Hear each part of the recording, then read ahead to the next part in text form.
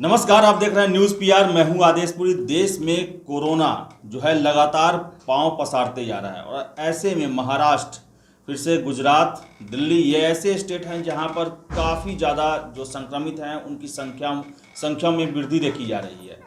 आपको बता दें कि बिहार में प्रतिदिन 180 ट्रेनें आ रही हैं और अगले 48 घंटे में 3 ट्रेन पुणे से आने वाली है। ऐसे में पूरा जो यहाँ का रेलवे महकमा जो है इसको लेकर सतर्क है।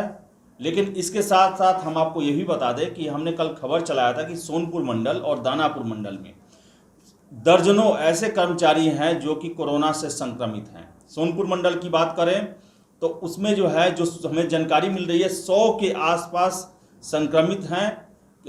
एक स्टाफ जो है उनकी मौत भी हो चुकी है और एक स्टाफ की पत्नी की भी मौत हो चुकी है। तो आपको बताएं हम कि रेलवे ने इसी को ध्यान में रखते हुए कुछ गाइडलाइन बताया है। लेकिन ये गाइडलाइन, सबसे बड़ी बात कि इस पर भी ऑब्जेक्शन उठा रहे हैं जो रेलवे के कर्मचारी हैं। वो उनका कहना है कि ये काफ़ी नहीं है और जैसा वो गाइडलाइन बनाए हैं उसको सही से फॉलो नहीं किया जा रहा है। तो हमारे साथ हैं हमारे सहयोगी रंजीत झा जी, ये बताएंगे कि आखिर वो गाइडलाइन क्या बनाया गया है जो कि रेलवे स्टाफ लोगों के लिए ज़रूरी है, जिसे ऑफिस में पालन करना है। सर, क्या क्या गाइडलाइन है वो? आदेश जी, आपने बताया कि कई सारी ट्रेनें आ रही हैं और बिहार में 180 ट्रेनें ऑलरेडी पर डे चल रही हैं। कोरोना की स्थिति भयावह होती जा रही है, लाख सवा लाख आंकड़े आने लगे हैं। ऐसे में ट्रेवल करने वाले रेलवे के जो यात्री हैं और रेलवे के जो स्टाफ हैं, दोनों के लिए गाइडलाइंस है। दोनों के लिए अलग अलग गाइडलाइंस तैयार किया गया है और स्टाफ के लिए ज़्यादा ज़रूरी है क्योंकि इन्हें हमेशा सबसे रूबरू होना है और तो चेन है। अगर आप स्टाफ हैं और हम भी स्टाफ हैं, आप यात्री के संपर्क में और आप ऑफिस आते हैं तो हम भी इसके चपेट में आ सकते हैं। तो इसके मद्देनजर रेलवे ने 12 फैसले लिए हैं, 12 बिंदु तैयार किए गए हैं जो स्टाफ के लिए। इसके बाद यात्रियों के लिए अलग से नियम बनाए गए हैं, कुछ सख्ती भी दिखाई गई है, वो भी हम बताएंगे। पहले स्टाफ के लिए, क्योंकि आपने कहा कि स्टाफ की जान भी गई है और लोग डरे हुए हैं, सहमे हुए हैं। तो ऐसे में स्टाफ के लिए जो नियम बना है वो मैं 12 बिंदु अपने दर्शकों को मैं पढ़ के बता देता हूँ क्या क्या है। सबसे पहले बता दें कि यह 12 अप्रैल से 30 अप्रैल तक के लिए लागू होगा यह नियम रेलवे स्टाफ के लिए। और जो ये आया है वो मैं बता रहा हूँ। पहला पॉइंट है, प्रत्येक कार्य दिवस में अधिकतम 1/3 कर्मचारी ड्यूटी सेंटर के अनुसार कार्यालय में उपस्थित रहेंगे। शाखाधिकारी अपने विभाग से संबंधित कर्मचारियों की उपस्थिति हेतु ड्यूटी सेंटर जारी करेंगे, माफ कीजिएगा, ड्यूटी रोस्टर जारी करेंगे। ड्यूटी रोस्टर से यह सुनिश्चित किया जाए कि किसी भी कर्मचारी की उपस्थिति कार्यालय में लगातार न हो, यानी वर्क फ्रॉम होम जैसी स्थिति रेलवे में भी अब दिखाई पड़ रही है। दूसरी पॉइंट जो है वह है, सभी शाखाधिकारी इस बात का ध्यान रखेंगे कि ऐसे कर्मचारी जिन्हें कोविड-19 संबंधित लक्षण हो कार्यालय में उपस्थित न हो, यानी सर्दी जुकाम जैसे बुखार जैसे कुछ भी है तो उन्हें वहां पे उपस्थित होने की जरूरत नहीं है। तीसरा बिंदु जो है, कार्यालय अवधि के दौरान यदि कर्मचारी कोविड-19 से संबंधित कोई भी लक्षण महसूस करते हैं तो तत्काल इसकी सूचना जो है सेक्शनल इंचार्ज को देना ही पड़ेगा, नहीं तो फिर तो मामला बिगड़ ही सकता है। चौथा पॉइंट जो है, सभी सेक्शनल जो इंचार्ज हैं उनको निर्देशित किया जाए कि वे सुनिश्चित करेंगे कि अनुभाग में किसी बाहरी व्यक्ति का प्रवेश ना हो, यानी कोई बाहरी व्यक्ति वहां पर एंट्री नहीं लेगा स्टाफ के अलावा, और कोविड लक्षण वाले को तो बिल्कुल आना भी नहीं है। पांचवा बिंदु, कंट्रोल ऑफिस में किसी भी बाहरी व्यक्ति का प्रवेश निषेध रहेगा। केवल उन्हीं कर्मचारियों को प्रवेश की अनुमति दी जाएगी जो कंट्रोल ऑफिस से संबंधित होंगे। बिंदु नंबर 6, जो कर्मचारी ड्यूटी रोस्टर के अनुसार जिस कार्य दिवस को नहीं बुलाए गए हैं वे घर में रहकर कार्य करेंगे तथा मोबाइल एवं अन्य इलेक्ट्रॉनिक संचार माध्यमों से अपने पर्यवेक्षक कार्यालय से जुड़े रहेंगे। मतलब साफ है आदेश जी कि इन्हें वर्क फ्रॉम होम कर दिया गया है, अल्टरनेट शिफ्ट में बुलाना है, एक साथ सब लोग जमा नहीं होंगे। सातवीं जो बिंदु है वो कहा जा रहा है कि प्रशासनिक कार्य हेतु जरूरत पड़ने पर ड्यूटी रोस्टर के अनुसार वर्क फ्रॉम होम में रहने वाले कर्मचारी को कार्यालय बुलाया जा सकता है अगर कोई प्रशासनिक जरूरत पड़ जाती है तो उसके हिसाब से। आठवां पॉइंट, कोई भी कर्मचारी बिना नियंत्रक अधिकारी के अनुमति के मुख्यालय छोड़कर बाहर नहीं जाएंगे, यानी बाहर जाने की भी अनुमति नहीं है। अगर वर्क फ्रॉम होम भी कर रहे हैं तो बिना अनुमति के आप नहीं जा सकते हैं। 9वां पॉइंट, सभी कर्मचारी फेस शील्ड लगाकर ही कार्यालय में प्रवेश करेंगे। शाखाधिकारी स्टैंडर्ड क्वालिटी का फेस शील्ड का क्रय कर अपने अधीनस्थ कर्मचारियों को उपलब्ध कराएंगे, यानी रेलवे स्टाफ के लिए जो है अच्छे क्वालिटी का जो है वो कहा गया फेस शील्ड देने के लिए। फेस शील्ड को मानक के अनुसार सैनिटाइज कर पुनः प्रयोग में लाया जा सकता है।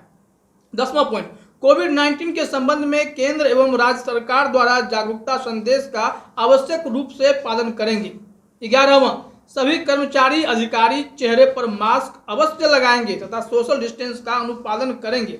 12वां पॉइंट, कार्यालय परिसर में पान, गुटखा एवं तंबाकू का सेवन नहीं करें, न ही इधर उधर थूकें। उपरोक्त पर सक्षम अधिकारी का अनुमोदन प्राप्त है। यह 12 बिंदु है, लेकिन आदेश जी ये 12 बिंदु से आप कितने सेटिस्फाइड हैं? क्या लगता है इससे क्या कुछ चीज़ कंट्रोल हो सकता है? सबसे पहले तो ये है कि इसमें दिया हुआ है कि अगर आपको लक्षण लगता है, सर्दी खांसी बुखार है, या घर में किसी को आपको सर्दी खांसी बुखार है, तो ऐसे में ऑफिस नहीं आना है। अगर ये बात स्टाफ मानना शुरू कर दे तो किसके परमिशन से नहीं आएंगे? तब तो स्थितियां वही हो जाएगी कि हर एक के घर में, अभी सीजन भी वैसा चल रहा है। और मैं आपको बताऊं, जो मुझे सूचनाएं मिली हैं कि सोनपुर मंडल में काम करने के लिए रोज सुबह जो है 8 बजे के आसपास एक पैसेंजर जाती है सोनपुर, पटना पाटलिपुत्रा से, पटना जंक्शन से, और उसी में सबसे ज़्यादा इन्फेक्टेड रहते हैं उसमें जो है। और सोनपुर में है कि थर्मल स्क्रीनिंग करना है, मेन गेट पे है, लेकिन वो 10 गेट है वहाँ से निकलने के लिए, और वो मेन गेट से आएंगे तो उनको लेट हो जाएगा। और यही कारण है कि वहाँ पर थर्मल स्क्रीनिंग नहीं होता है। फिर से जो ऑफिस है वहाँ भी एक ही जगह होता है, वहाँ भी प्रॉपर ढंग से नहीं हो पाता है। और मैं बता दूं कि फिर वही ट्रेन से वो शाम को लौटते हैं पटना। तो मेरी भी कुछ बात हुई है जो कर्मचारी हैं उनका कहना है कि जब चेन तोड़ना है तो क्यों ना केवल जो सिक्योरिटी है रेलवे का, फिर से जो ऑपरेटिंग जो है, जिसमें जो ऑपरेट करते हैं, उनको छोड़ के जितने भी ये डिपार्टमेंट हैं, जैसे कि कार्मिक हुआ, फिर से अकाउंट डिपार्टमेंट हुआ, इन सभी में कम से कम कुछ दिनों की छुट्टी दे देनी चाहिए कि कम से कम वो लोग घर रहेंगे तो वो चेन टूटेगा। जो सूचनाएं मिल रही हैं सर, 100 के आसपास जो है वो इन्फेक्टेड है कोरोना से। और वो जो ट्रेन चलती है पटना से सोनपुर जाती है और फिर लेके जो आती है, वही सबसे बड़ा कारण है इन्फेक्शन फैलाने का। तो ये है। और थर्मल स्क्रीनिंग का स्थिति खराब है वहाँ पर स्टेशन पर, सोनपुर स्टेशन पर, वहाँ पर मैक्सिमम लोग नहीं करा पाते हैं। तो अब तो जो कर्मचारी हैं उनका कहना है कि जो हमारे ऑफिस है या फिर से जो कॉलोनी है उसको कंटेनमेंट जोन घोषित कर दिया जाए कि वहाँ पर से ना कोई निकलेगा ना कोई जाएगा, क्योंकि वो ये छुपा हुआ बात है। लेकिन ये चारों तरफ कोरोना जो है ये विस्फोट की स्थिति में, अगर उनका जांच कराया जाए तो बहुत स्थितियाँ खराब मिलेंगी। तो ये तो था सर रेलवे कर्मचारियों के लिए। लेकिन सबसे बड़ी बात, 180 ट्रेनें रोज बिहार में आ रही हैं और यहाँ से ही जा रही हैं। उसके अलावा महाराष्ट्र से भी मैंने बताया कि अगले 48 घंटे में 3 ट्रेन आने वाली है। कल ही रात को जो ट्रेन आई उसमें 17 लोग इन्फेक्टेड मिले, कल रात को 12 बजे आई। तो यात्रियों के लिए भी कुछ गाइडलाइन जारी किया गया है। और कितना जरूरी है जो ये महाराष्ट्र से, क्या ट्रेन आना भी जरूरी है, क्या दिल्ली से लाना जरूरी है? क्या कई चीज़ें कंट्रोल की जा सकती है। मुख्यमंत्री अगर फैसला लेते तो कई चीज़ें लिमिट हो सकती है, क्योंकि राज्य सरकार के पास इतनी शक्तियां तो उपलब्ध हैं कि वो केंद्र सरकार के इतर भी कई फैसले ले सकती है। प्रधानमंत्री भी बोले हैं कि जो सही लगे आपको अपना फैसला लेना है। अब जैसे महाराष्ट्र में लगा कि नागपुर को लॉकडाउन करना है तो कर दिया गया, रायपुर को लगा कि छत्तीसगढ़ में लॉकडाउन करना है तो कर दिया गया।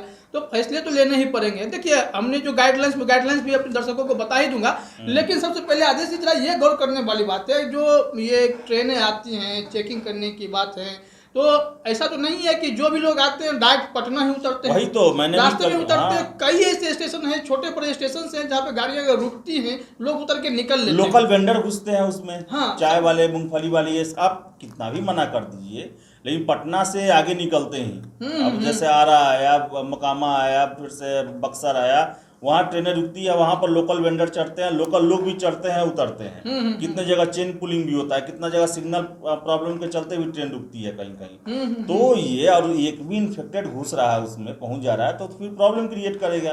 बिल्कुल। अभी जो गाइडलाइंस आया है रेलवे के लिए बिहार में, जो बेसिकली बताया गया कि मास्क पहनना अनिवार्य है, चाहे ट्रेन में सफर करें चाहे आप रेलवे परिसर में हैं। और रेलवे परिसर में भी अगर बिना मास्क के अगर आप पकड़े जाते हैं तो आप पे 500 रुपये का जुर्माना तभी कर दिया जाएगा। इसके अलावा जो है थर्मल स्कैनिंग और सैनिटाइज करने वाली बात है, ये कंपलसरी है। हर एक जो यात्री गुजरेंगे उनको थर्मल स्कैनिंग करवाना अनिवार्य है। इसके अलावा जो बिंदु दिया गया है कि ट्रेन में जब सफर करते हैं तो आजकल यात्रियों का ये होता है कि अपना बर्थ मैनेज कर लेते हैं, अरे लोअर बर्थ में आप चले जाइए, अपर में हम चले जाते हैं। बर्थ चेंजिंग से मना कर दिया गया है। जो पेपरलेस टिकट होना चाहिए, मतलब ई टिकट मोबाइल में ही आप दिखा करके काम चलाएं, मोबाइल में आरोग्य सेतु ऐप डालें, ये सारी चीज़ें जो है कही गई हैं कि आपको पालन करना पड़ेगा। इसके अलावा भी कुछ बिंदु है पेपरलेस। हाँ, पेपरलेस वाला तो मैंने बता ही दिया। इसके अलावा भी जो बिंदु हमारे पास है, इसमें एक बात और कहा गया है कि कोशिश करें कि सभी यात्री कोरोना निगेटिव सर्टिफिकेट लेकर के ही जाएं, और जिसमें वो रिपोर्ट जो है 72 घंटे से अधिक पुरानी नहीं होनी चाहिए। तो इसमें भी एक सवाल खड़ा हो जाता है आदेश जी कि कोरोना रिपोर्ट और ट्रेन की यात्रा दोनों में कैसे तालमेल कर पाइएगा। एक तो आपको RT-PCR रिपोर्ट जो कहा जाता है करवाने के लिए, उसे आने में कम से कम 3 दिन का समय मांग लिया जाता है मेडिकल के द्वारा कि आप उससे कम में हम रिपोर्ट नहीं देंगे। बहुत इमरजेंसी है तो कोशिश की जाएगी तो कम से कम 24 घंटे के बाद ही होगा, सेम डे तो बिल्कुल नहीं हो सकता। उसके बाद आप करवाएंगे, 2 दिन पहले करवाएंगे, 2 दिन बाद आपको यात्रा करना है तो डेट तो उस तारीख का हो गया ना, तो फिर आप जो 48 घंटे का आपका यात्रा भी हो सकती है, तो उसके चक्कर में तो आपका वो तो एक्सपायर कर गया। आप उसी दौरान अगर ट्रेन में इन्फेक्टेड हो गए तो उस रिपोर्ट का क्या मतलब रह जाएगा। ये तो मुझे लॉजिक समझ में नहीं आता है। तो ये भी तो मुश्किल है ना, आपने करवा लिया, आपने कहा संभव हो तो सर इसका क्या उपाय हो सकता है? रेलवे बंद कर दिया जाए क्या? रेलवे ने जो बड़ी बातें कही है ना, रेलवे का कहना है कि हम यात्रियों की आवाजाही करवाने में सक्षम है, वही सुरक्षा पूर्वक। ये मुझे स्टेटमेंट अपने आप में हास्यास्पद लगा कि आप इतने करोड़ों यात्री गुजरते हैं, डेली जाते हैं, इसमें तो तमाम तरह के लोग सोते हैं और सबको आप कैसे मैनेज कर पाइएगा। हम तो कह सकते हैं कि बड़े स्टेशनों को अगर छोड़ दिया जाए तो छोटे छोटे स्टेशनों पर आपका कंट्रोलिंग जीरो है। यात्री कब निकल जाएंगे, कौन घुस जाता है, कौन बाल्टी लेके चाय बेचने पहुंचता है, कहाँ से गुजरता है, इसका कोई हिसाब नहीं है। ऐसे में आप कह रहे हैं कि यात्रा हम सुरक्षा पूर्वक करवा लेंगे, मुझे तो यकीन नहीं होता। मास्क, कोविशील्ड, कोवैक्सीन जो भी आप करवा लें, लेकिन ये चेन कैसे टूटेगा? नहीं टूट सकता है। अब तो वैक्सीन लगाने वाले लोग भी अब इन्फेक्टेड हुए जा रहे हैं। क्यों हो रहे हैं? क्योंकि स्ट्रेन बदल रहा है कोरोना का।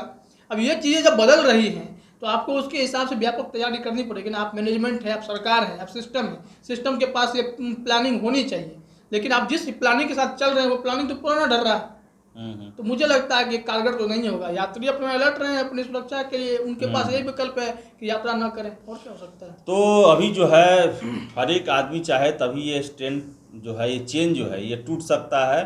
तो रेलवे से ज़्यादा यात्रियों को अपनी सुरक्षा का ख्याल रखना होगा, और ज़रूरी ना हो तो आप यात्रा ना करें। और फिर से जो भी बाहर से आ रहे हैं उनसे आप कुछ दिनों के लिए दूरी बना कर रखें, उनसे घुले मिले नहीं, और उनको भी सलाह दें कि वो भी होम क्वारंटाइन हो। पहले तो सबसे पहले चेक करवाएं, अपना टेस्ट करवाएं, उसके बाद निगेटिव आने पर भी होम क्वारंटाइन रहें।